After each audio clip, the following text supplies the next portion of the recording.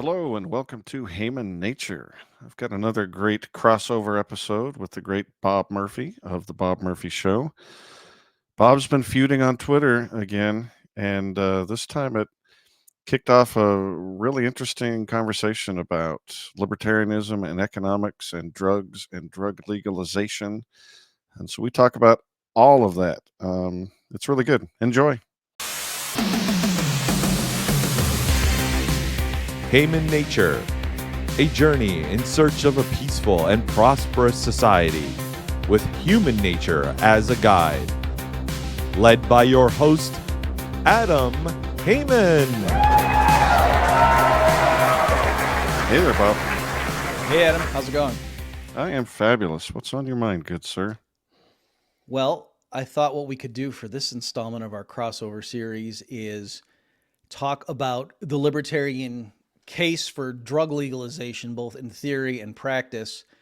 The impetus for this is on X. So yeah, I've fully transitioned. Now I feel better calling it X. I don't know Big why. step.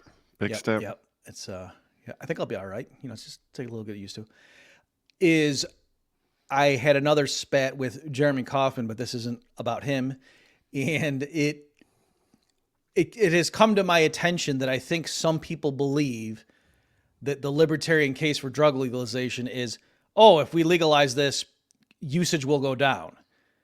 And that if what we want, like we want fewer people dying from, fentanyl or whatever, that, you libertarians think if it were completely legal, then, nobody would use these harmful drugs anymore. And that's not what the case has ever been. I mean, sometimes libertarians bring up countervailing things like, it's a forbidden fruit and whatever there, but it was never, it's going to go down, or vice versa. I don't think any serious libertarian writer ever said that drug prohibition doesn't reduce the usage of those types of drugs. I think what they just say is it's certainly not eliminating it, and it just leads to all these other harmful consequences. So I thought it might be good to go through that. I know, Adam, you've talked about what happened in Portland, because that was something to come. Because the other thing, in terms of just the theory, what interested me is in response to when Jeremy and I were arguing about it, a few people chimed in saying, hey, I'm, a libertarian, or I used to be. I used to totally buy into this, but then after various states, either outright legalized or whatever terminology, decriminalized, whatever, now I'm not so sure. Like these are failed experiments. And I know Portland was cited by many people as like, oh yeah, they tried your approach, Murphy, and they had to roll it back because it was such a disaster. So I thought it would be good, Adam, for you and I to talk about this stuff. Oh, I totally agree. Three things. First, when you said you wanted to do a show on drugs, I figured you meant we'd do some. So I chose PCP and dropped some about 15 minutes ago. What did you do? I will choose not to answer that, as my lawyer has advised me. Things are going to get interesting. Yeah, when I saw the response on, all right, I'll go with you, X, that people say libertarianism have been arguing that legalizing drugs would lower the usage of it overall. I was like, I don't think I've ever heard anybody say that. I mean, have you? Like I said, the only thing I can think of is people I have seen, fruit. Make the forbidden feud. But again, to me, it wasn't them saying that will make it, that'll more than offset the other thing. It was just to say, that there's a countervailing tendency. When I saw that, I just thought, you could. The basic argument is that if you put friction on anything, you should expect to get less of it, or less of it. But as Austrians, we're not trying to say what the demand is going to be, simply because we don't know what's going to change in the culture. And that argument that maybe if you no longer say it's forbidden, that the teenagers aren't going to rebel and just go do a bunch of drugs to, stick it to the parents or whatever. I just thought it was a weird objection. And then, one of the things that frustrated me, you mentioned the show I did with my buddy Brian O'Leary called Natural Order Podcast, episode 15. You guys can check that out. naturalorderpodcast.com/EP15. He's from Oregon, and we talked about the drug legalization, quote unquote, that they tried in 2020 there. And it is objectively a disaster. But it's not like the government got out of the drug enforcement business. They did it all goofy and haphazard like governments do. They didn't completely decriminalize it. They just made a lesser infraction. And then they did, just one of the most anarcho tyranny things they can do. Well, that's not true. What they normally do is the most anarcho tyranny thing they can do. They'll make the peaceful activity of taking drugs, just putting a substance in your own body.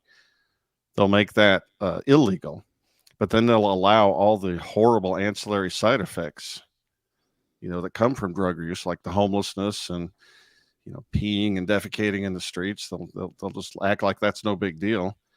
Yeah. Anyway, I don't know where I'm going with that, but what the government response to all things relating to drug prohibition and the ancillary societal effects is just all screwed up, and it seems like hardly anybody is talking about it in the right frame. Yeah, just to follow up on that particular thread. So that was one of the things that I noticed in the debates about it. It's like, oh yeah, you libertarians talking about it. And yeah, like I really want to be rubbing shoulders with a bunch of crackheads on the street, and they're coming, there's dirty, needles all over the thing. And guys are literally pooping on the sidewalk and everything. Yeah. Give me more of that, please. My NAP. And so like you say, Adam, it's unfortunate that that's the suite of services that the state provides to Right. us. That they say, okay, the best we can do is decriminalizing, this, but we're not going to allow for private ownership of the state, and we're certainly not going to have the police go and enforce, basic civic order things and so You forth. see, Bob, what freedom looks like is a guy living in a pitched tent in front of your business or shop, and there's nothing you can do about it. Freedom. Right. So let me just mention, just in fairness, I understand. So I said something along those. No, the actual context, but it's related to this. Is somebody was talking about the opioid crisis and saying, "What are you talking about, Murphy? That's exactly what happened." And with that, and I said, okay, but in a totally free society, I think the deaths of despair and whatnot would go down, and so it wasn't like America in the mid 2000s was this great place with a great culture and foundation. And then so someone hit me up with the No True Scotsman and say, okay, well, you sound like a communist who said, oh yeah, we just didn't do it right, and give us another, get us a mulligan. And if your libertarianism would have worked. So I understand that. And I don't want to sound like Adam and I are saying, it didn't work in Portland because they had all those other things. But if you really wanted to see the benefits of drug legalization, you would have to first privatize all the roads and so that's, at least I don't want to speak for you. I'm not saying that. I am saying, yes, even other things equal, legalize, refraining from putting people in cages for selling plants to other people. That's always a good thing. It's not that I need to know, well, tell me the 9 other things that are in place first. I am just saying, though, notice the stuff people are pointing at. It's not just, the knowledge that there's someone in my city who's getting high inside of his property. That's not the issue. All the things they're pointing to as to why this was a terrible idea are problems with state management. So we're not out of line and being doctrinaire and evading the argument or something by just pointing that out. Yeah, it's so weird to hear somebody, a libertarian advocating for drug prohibition. And the way I like to motivate it for conservative people who want safe streets for safe families without homeless, psychopathic, drugged out freaks bothering them like zombies on city streets, and the homeless living everywhere and camping and, the filth and the crime. The way I frame it usually is that, yes, you are right, conservatives, that when drug use is rampant in a society, it's bad. It, on the margins, ruins the drug user's life. It can wreck families. It can weaken society. That's all true. Problematic drug use leads to social lack of social cohesion and all these problems. You're absolutely right. But adding prohibition on top of that just magnifies that problem, because you don't actually get rid of any drug use, really. I mean, as we learned in Prohibition with alcohol, and as we're learning now with drugs everywhere in America, what you do add, though, is all the evils of prohibition, such as police corruption, the communities not trusting the police because they're interfering, in peaceful behavior. Violence runs rampant. You get gangs, you get all the evils of black markets, you get poisoned product because these things aren't, Your dope isn't being made by Tylenol in a safe factory. It's made by, some goofball. And I just don't understand why conservatives who want a clean, peaceful, prosperous society think that adding a huge evil, prohibition, on top of a smaller evil, occasional drug use, how they think that's an improvement. It just seems nuts to me. Yeah, just to avoid confusion, so Jeremy Kauffman was not for drug prohibition, but the people chiming in the argument, Right. many of them were. Jeremy's position was just to state, again, not that this episode is a response to him.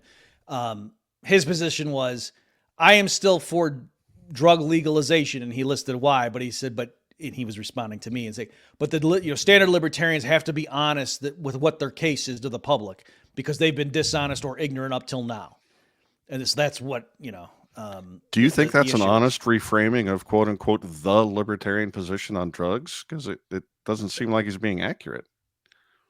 No, that's what I'm saying. Yeah. So I guess this is a response to that claim by him, is what I'm saying. I'm saying I don't want to keep dwelling on the rest of his tweet, but yes, Adam, that's the point. That's why I was like, what are you talking about? That's not no libertarian has ever said that, as far as I can tell. Certainly that was never the linchpin. So for people wondering, like, okay, well, maybe you guys should tell us what is besides just the principled argument though, but the standard argument for like alcohol legalization and drug legalization. By the way, before I forget, in my Lessons for the Young Economist, which you can get the free PDF, folks, at Mises.org. So again, the name of the book is Lessons for the Young Economist. I have a chapter on drug legalization, and I would encourage you to look at it. I think I did a good job of distilling down the main arguments and clarifying them. And maybe in this discussion, Adam, I'll later get to the point where I do think libertarians drop the ball a lot. But the basic argument is mostly what people have in mind when they think of the evils of drug addiction or whatever, isn't because of the substance itself, it's because of the prohibition.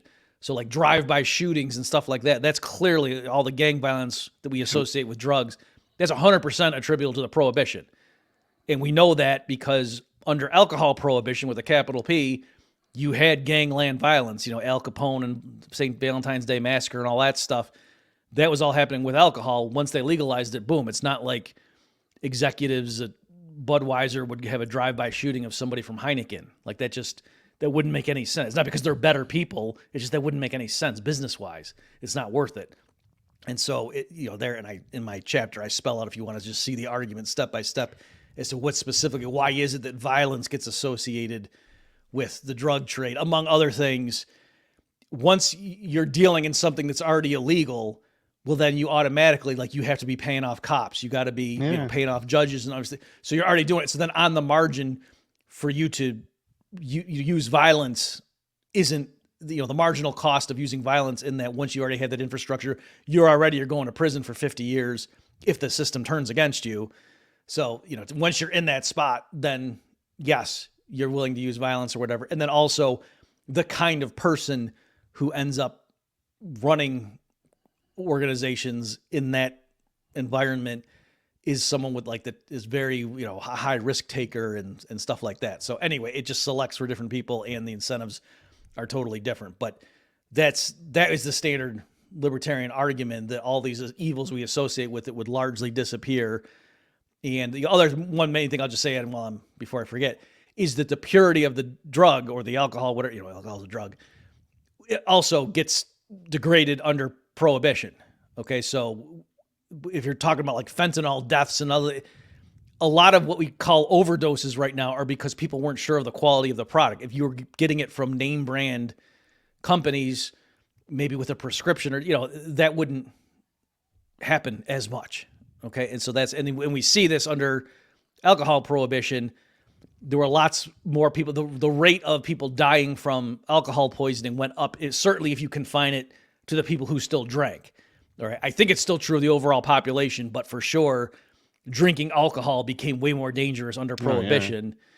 Not least of which is because the government itself deliberately encouraged the use of industrial alcohols to get put into the black market that was literally poisonous. But I think, even beyond that, and one of the mechanisms in that is if you're in the black market and you're going to go to some guy who's distilling in his cabin in the woods or something, and that's where you're getting your alcohol from because it's illegal, you're not going to go and get a 12 pack of light beer. You're going to go and get a flask of, whiskey or whatever. Right. There's some data. Mark Thornton has a good article. Of course, we'll link to all this stuff, folks. But the total expenditure on distilled spirits is a percentage of total alcohol sales, right? So in other words, of people spending money on alcohol, what percent was for spirits as opposed to, beer? It was like 40% on the eve of Prohibition, and then it jumped up to like the high 80s. Okay, so again, just showing people switched out of softer alcohol and into the harder stuff under Prohibition. Oh, that's a great point I hardly even thought of. But yeah, one of the many evils is that if you make it risky to transport, there's an automatic incentive to concentrate the drug. So you're going to get more concentrated, more concentrated. You get that, and then the thing you just sip on, over the course of the, you're not going to see. Time you got to go see your guy again. I'll have to check my local historian, but I don't think there were many Bartles and James wine coolers during Prohibition. I think they were selected out by Al Capone. So that's why if what you're associating with, if you're talking about people with drug addiction, that was the thing. Again, I keep saying I'm not responding to Jeremy. I guess I am partly, but the way he originally framed it, and that was the thing I could tell in the comments, a lot of his fans thought I was digging in my heels and saying, no, I don't know that alcohol consumption went down during the 20s. No, yes, it did. That's Jeffrey Myron and the co-author have like the definitive article on that. It didn't. It rebounded, right? So I think the long-term thing, it was only like maybe a 30% reduction or something. So again, it's people were going to speakeasies and it kind of became cool and blah, blah, blah. But it did go down. But the point is Jeremy didn't talk about that. He was talking about like alcoholism and stuff. And there I was saying, I'm not sure because yes, fewer people are drinking total, but of the people that do drink now, instead of it just being like, oh yeah, having a glass of wine with dinner, it's no, you got to go somewhere where you're with a bunch of other people who are there breaking the law. So it's kind of fun. And given that you're going to go do that, you're probably not going to have a sip of wine and go back home. No, you're going to, get hammered. You're going to lock the doors and party. Yeah, I mean, we're breaking the law here, right? so it's, again, and so we will link to some of that stuff. I wish I had better hard numbers. I have articles, like I said, that Jeffrey Myron one is like the gold standard in this literature. And he relied on those data to like estimate drinking, like with cirrhosis cases and blah, blah, blah. But he doesn't just give you the raw numbers. So I can't just tell you, because then we saw in this year, then this percent of alcohol cases are people getting checked in to the hospital for drunken or getting arrested for drunkenness or whatever. But anyway, it's that is the argument. And so if what you're worried about now are like, oh my gosh, all these ODs and stuff and people ruining their lives, and I think you would have fewer people ruining their lives. That the argument seemed to be once someone takes some kind of mood altering substance, boom, that's down the path and they're going to be dead at some point. And how do we stop that? And I'm saying, no, the fact that this stuff is, still in a regulatory limbo, in other words, you can't just go and get easy access to some of these opioids. Like there was a crackdown on doctors overprescribing it and stuff. And now it's flipped where genuine pain patients can't get what they need because the doctors are afraid that they're going to get their license revoked if they're seen, writing too many scripts for painkillers. So it's funny how public perception just got so weird. Like anytime anybody takes an opioid, that's just an automatic path to dependency. And that's just not true. Most people don't have any problems with these things.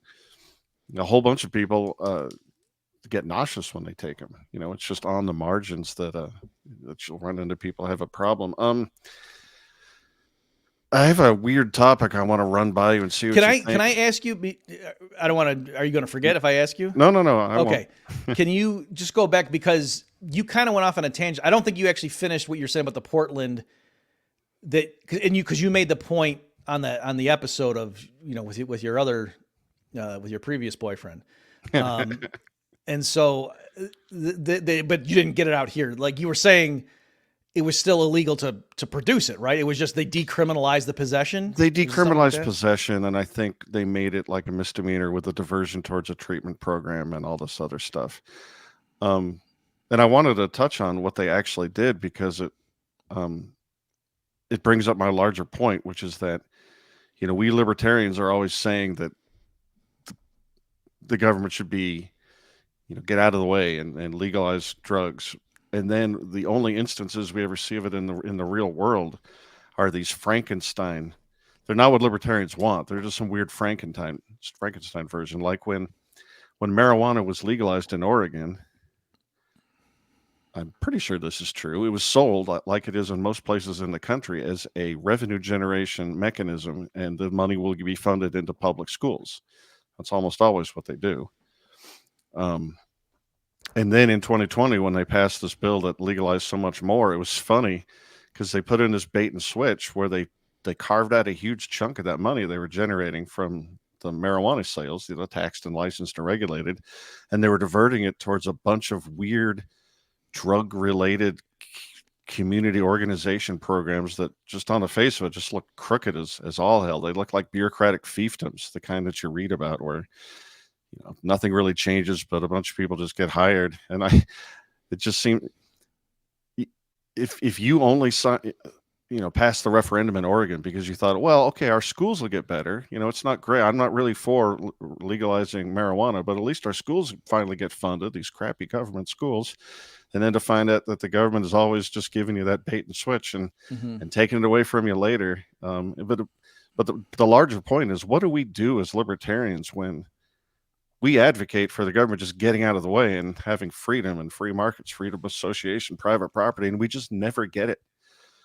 Like, they're not enforcing private property as they in Oregon, as I said, as they legalize possession, because they just let people act like lunatics. But that's critical, right? So it's not that name brand companies could come in and give quality products in vacuum sealed bags and blah blah blah. That and I assume it was all still gangs doing the distributing, because that's still illegal. The possession for large quantities. So what are you exactly legalizing? Just a fraction of it. Right. And again, I realize we come off like communist or something. Oh, they just didn't do it right, or we didn't do it enough. We just need more. But like with the so-called electricity deregulation, where California, where they deregulated the wholesale market, but they kept the price controls on the retail residential stuff, because we can't just have homeowners electric bills tripling or something. That's crazy. And many economists warned beforehand.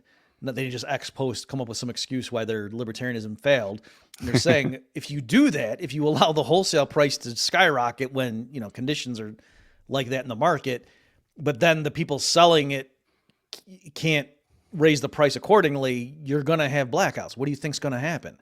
If the wholesale price jumps and you're not allowed to even break even, you're just going to stop producing in that period until wholesale prices come down. And lo and behold, they had rolling blackouts or brownouts or whatever they call them, and people were saying, geez, we tried the free market electricity and it didn't work. And so we're not, I don't think, being the no true Scotsman by saying, of course that isn't great, and that's, if you're going to deregulate, then go ahead and deregulate, but don't do this tiny little tweak and then say, we tried free markets and laissez-faire and it didn't work, because electricity is this special kind of thing where voluntary private property respect doesn't work. And just like with other types of drugs, that freedom leads to disaster in that area, and to just tweak it where you're still in trouble, like you said, all the things that people associate with it, that if some big company came in and tried to mass produce that stuff and sell it with name brand recognition, so if there was an OD, that company would be, the name brand or something would be hurt. No, that's all still illegal. And it's not that you can go and just the CVS starts selling cocaine in Portland. And so it's, call that what you will. But I had a lot of people telling like, they tried open sale, anything goes, and it blew up in their faces. And like you're saying, it's certainly the sidewalks and the police and everybody were still run by the state. I've got a messy real world question for you, and I'll motivate it by bringing up school choice. Like, as libertarians, we know we want complete privatization of the whole thing, just a complete separation of government and education. But I think that educational savings accounts are a reasonable step on the way from the horrible system we have now towards a completely free system. And other smart people, I think you included, disagree. And I don't want to argue about that here, but I want to take that logic and apply it to drugs. We advocate a complete freedom. This is just a product. It should be for sale on the open market like any other. Maybe some restrictions for children or whatever, but by and large, just, make it like alcohol. Since that's almost never on offer, the proposed measures are always some sort of scheme to license, regulate, and, control various aspects of it. Should libertarians argue against those half measures because they're not the full libertarian ideal, or how do you answer a messy question like that? Yeah. So again, it is tricky with this stuff because you don't want to. Two things. You're not ever going to get anywhere if you're going to say, no, I insist on absolute Rothbardia or else nothing, or I walk. Okay, then nothing's going to happen in your lifetime for sure. Absent we come up with interdimensional travel and can go somewhere. Can't rule it out. Yeah. So there's that, but also I certainly don't want to, like, ex post, like I say, like once you are behind something and it doesn't work, and you say, well, that's because there was still, the government was asserting the validity of weights and measures, and so therefore, this tax cut didn't work. So there is that. So that's why I'm hesitant.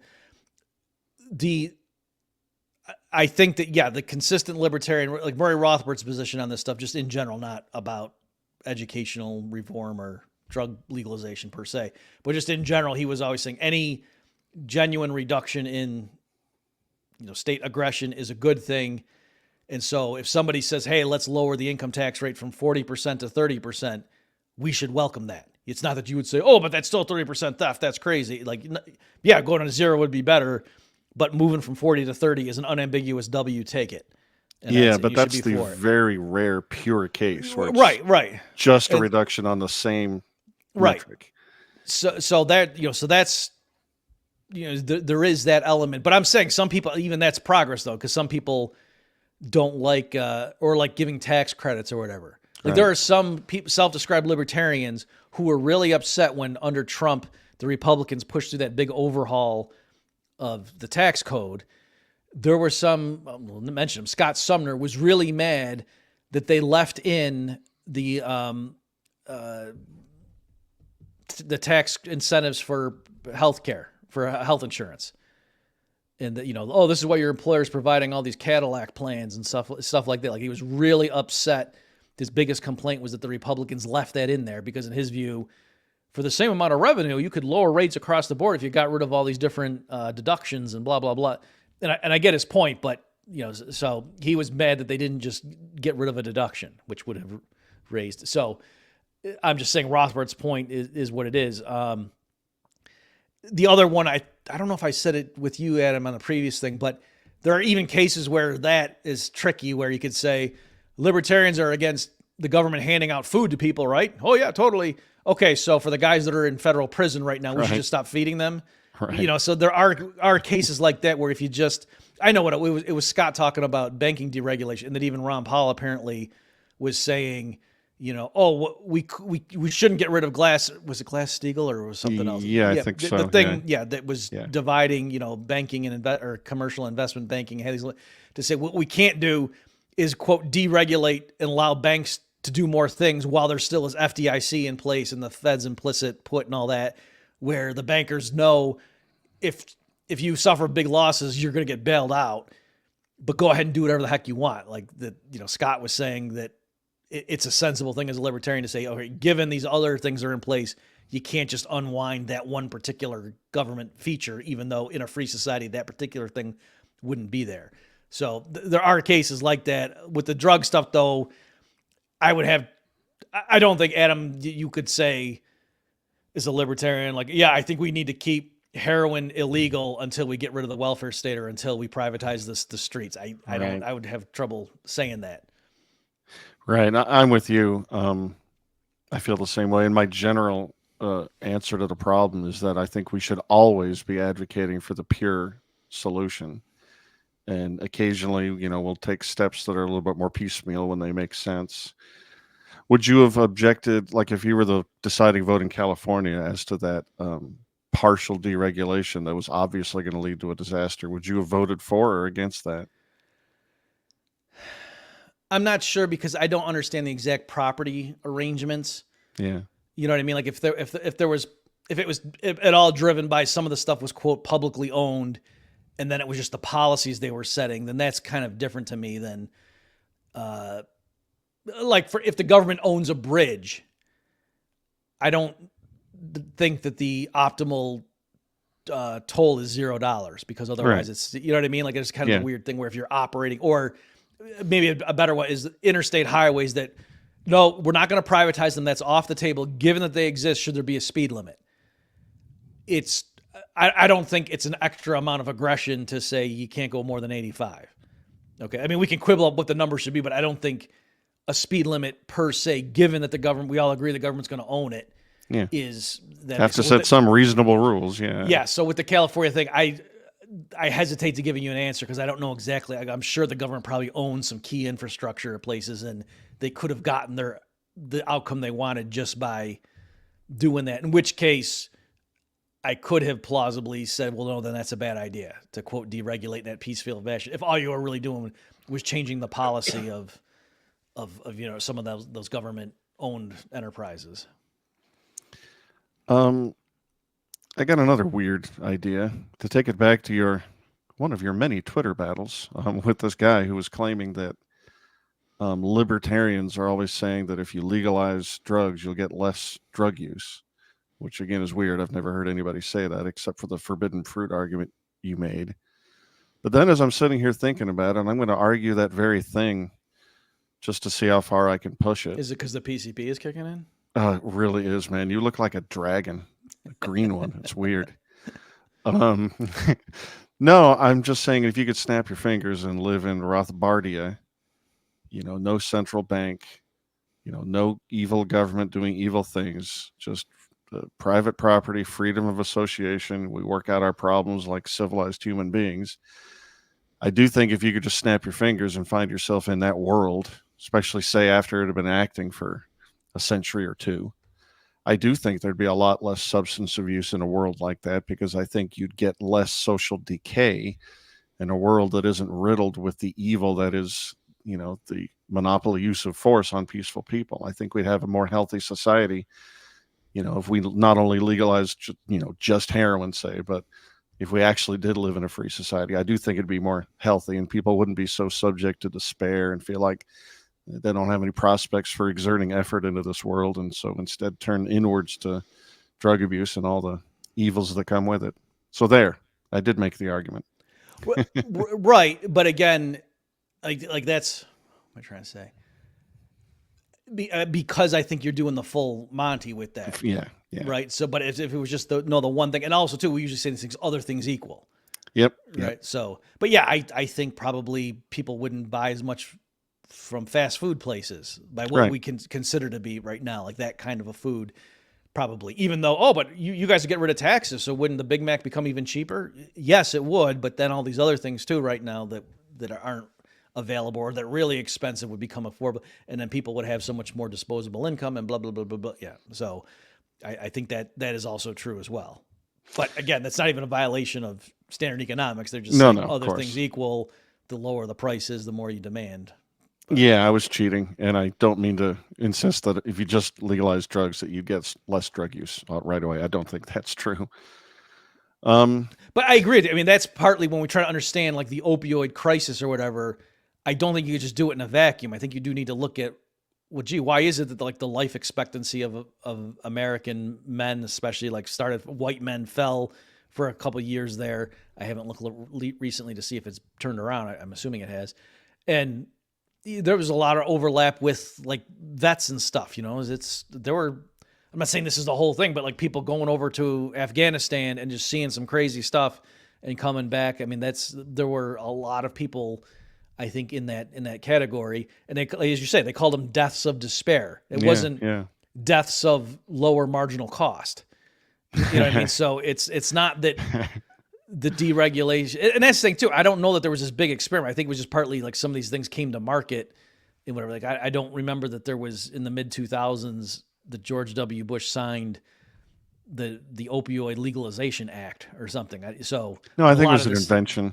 Yeah, right. Yeah. So, but again, that was still covered with prescription laws. You know what I mean? So it's weird to me that as often happens in this stuff, when something bad happens under a tightly regulated market, people say, "Oh, there's laissez-faire for you." Right. And again, I'm not doing I don't think I'm doing a no true Scotsman thing here. That it's not the. I mean, there's all kinds of crazy. Like I know,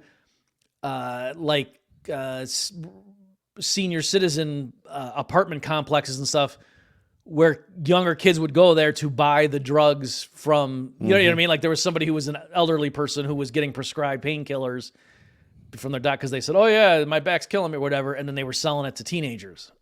You know, I mean, there's all kinds of stuff like that. So say what you will about that, but that's not a laissez-faire functioning market where, you know, the big drug companies are selling directly to the consumer with ads on television or something. That's not what that is. So you can say that still maybe it's a bad idea and we should keep it outright prohibited and not even let those senior citizens get access to these things, but it's not, oh yeah, that's libertarianism 101 for you. Yeah, no, definitely not. You're familiar with Seyfedin Ammous? I don't know how you pronounce his last name, the fiat standard guy. And then I think he wrote a book where he accused the central bank and artificial money of just poisoning basically everything that we do. Are you familiar with that thesis? And you know, do you think that's the case? I haven't read I've read portions of the Bitcoin Standard. I mean, I've seen him give talks and podcast interviews and stuff. I think I know the basic gist, and I'm largely on board with that. But yeah, that's what I'm saying. Like people complaining about people buying crappy foods and whatever. Like it's a big, all this stuff kind of goes in together. And, you know, I'm going to start sounding like RFK Jr. or something. But I do think that yes, all this stuff kind of goes together, and cheap fiat money that's flowing through politically connected channels is a necessary condition for all these things to have gotten as bad as they've gotten. I totally agree. And I'm not going to tell the law or your family or anybody, but I've deduced that it's speed. I did PCP, and I believe you've done speed. Did you have any more points you wanted to hit on? Well, yeah, before I forget, let me just mention, I had teased the audience in the chapter from Lessons for the Young Economist on drug prohibition. I hit back against a lot of times when people are making the standard case from a libertarian perspective for drug legalization, they'll say, "Oh, and the reason there's more gang violence or something is because there's no property rights." So, like, you know, if you're supposed to do a deal with somebody and you're going to sell him a bunch of drugs for a suitcase full of cash, and then you guys go meet in a parking garage and you park your cars and you pop the trunk, and then his boys just rob you at gunpoint, you can't just call the police and say, "Hey, I was selling a bunch of cocaine." So that's true, but they're making it sound like, oh, the reason there's this bad outcome here is that you don't have access to this vital police service or this vital government service, namely police protection. And so, it's the problem is that the police are refraining from helping you, and that's where things go. And no, that's wrong. Just think through the consequences.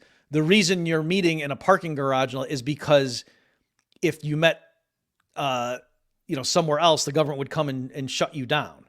Yeah, it's not that the police are threatening to withhold service. It's right. that they're promising that they will come serve. And even, and I've seen people too talk about, no, there's certain areas where the police don't even go there, man. And it's no, that's like basically drugs de facto legal there. And yeah, like on the corner, gang members selling it, it's true. The police aren't going to send in 10 cars to go lock that down and arrest those guys.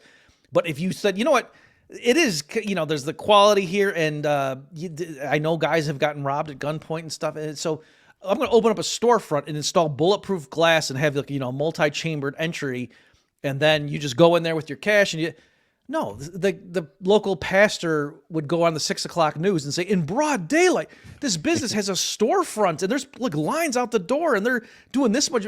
The mayor would have to shut that down, just for PR reasons. Okay, so it is not true that the reason you're vulnerable to being robbed if you're a drug dealer under a prohibited system is because the government legal system isn't there to help you out and enforce your property rights. No, it's the other way around, that the police are,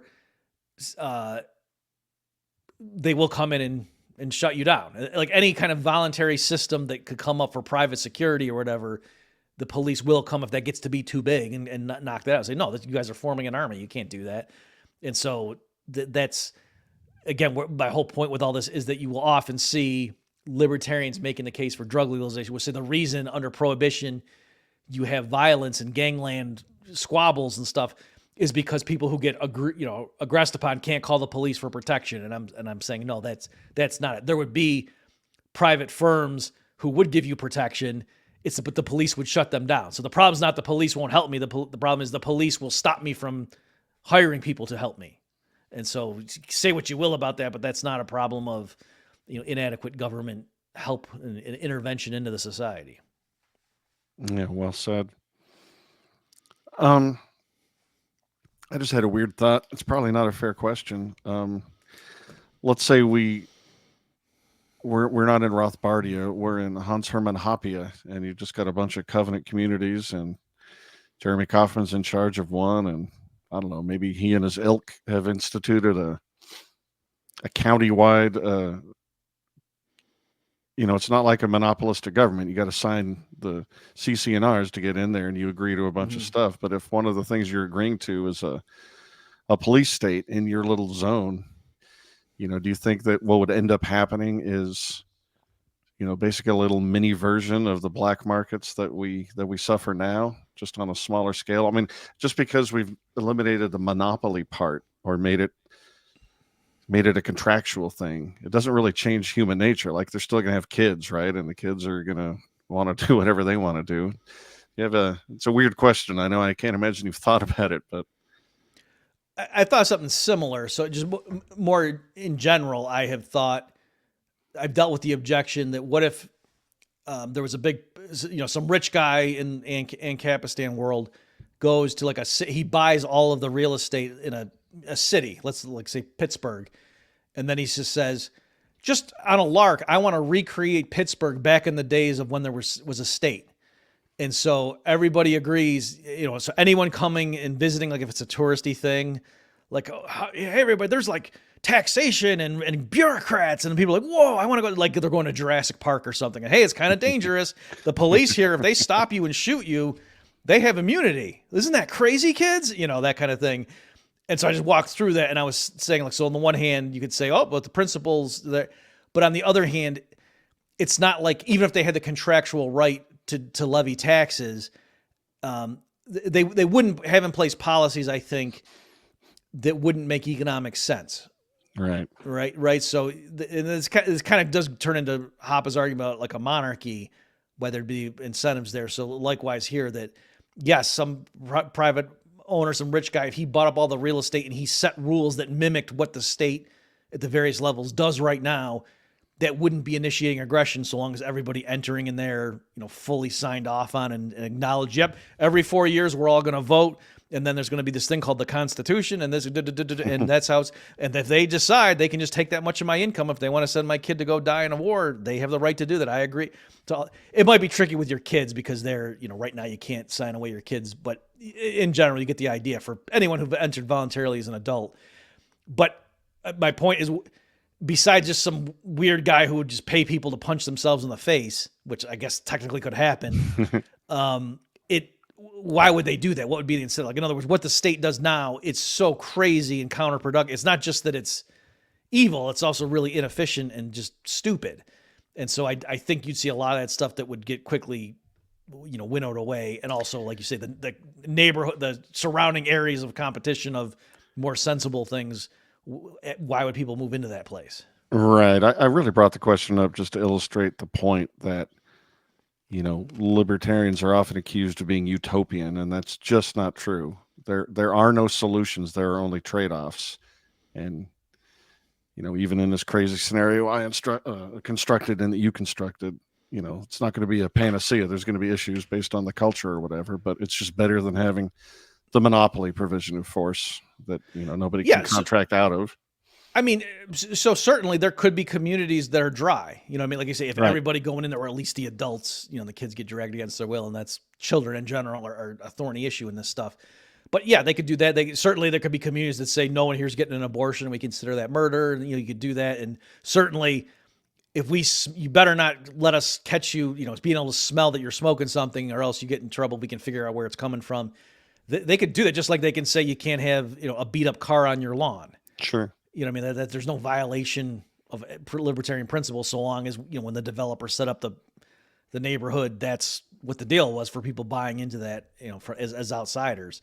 So that's certainly all totally fine. And there's nothing unlibertarian about that. I think that's great that you would get healthy competition among various places and people could go where they wanted to. Some people wanted, like, they were young and partying and they just love the idea of, oh yeah, it's like Mardi Gras every day. There'd be areas catering to that. There'd be other places where no, after 9 p.m. it's quiet hours. Yep. And you can't be having a raging party. So I think you would see that natural selection. Yep. Contracts are cool. I think we're about ready to wind down. Yeah. Yeah, I think I made all the points that I wanted to. I'd like to encourage people to check out one of my other podcasts, Natural Order. It's available everywhere, and specifically episode 15, where Brian and I talked about Oregon, because not only did we flesh out in more detail the interesting little experiment they did and its horrible effects, but as an added bonus, Brian and I completely solved the drug addiction and homelessness problem. You're welcome. So go check it out. naturalorderpodcast.com/EP15. Well, that's tantalizing. Yeah, I mean, how can you resist hanging. that? How can you resist that? I hope And somebody of course, doesn't have like a job or some responsibility they got to deal, because now they got to just let that go and go listen to that episode. I mean, I suspect several servers are crashing as we speak. And I'd also like to direct people to heymannature.substack.com and my show, Heyman Nature, on YouTube. And it is wonderful, as always, talking to you, Bob. I always learn something, and I love these crossover episodes. I do as well, Adam. And for folks, if you want to see the links to this, what Adam and I have been talking about, certainly you can go through his, or it's going to be bobmurphyshow.com/351 is how this will shake out when I post it on my site. So we'll have the links to Adam's episode, my lessons for the young economist, and so forth. And I'll link to some like Mark Thornton's work on alcohol prohibition, stuff like that. Good stuff. All right. Pleasure. Good night, good folks. So long, everybody.